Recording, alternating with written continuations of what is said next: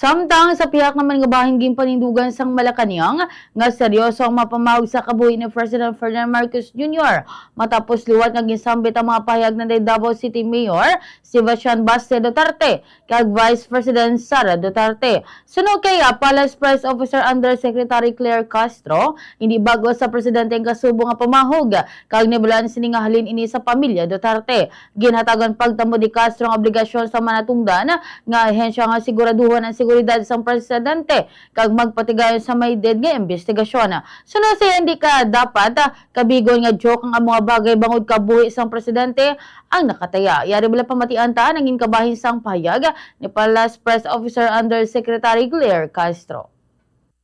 Hindi na to bago. Noon pa po ito. Noon pa po natin na dinig na binanggit ni Mayor Baste Duterte sa rage. Hindi po ito bago sa Pangulo. O, kung anong reaksyon niya, alam naman po niya na may mga pagbabanta sa buhay niya na galing sa pamilya ng mga Duterte. So,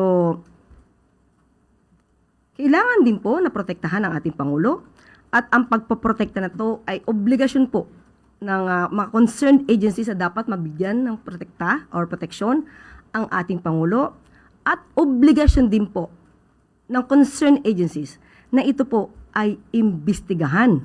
Hindi po ito binabaliwala dahil buhay ng Pangulo ang nakasalalay dito. Hindi ito dapat gawing joke lang o isipin ng mga concerned agencies na joke lang ito. Buhay po ng Pangulo ang pinag-uusapan dito.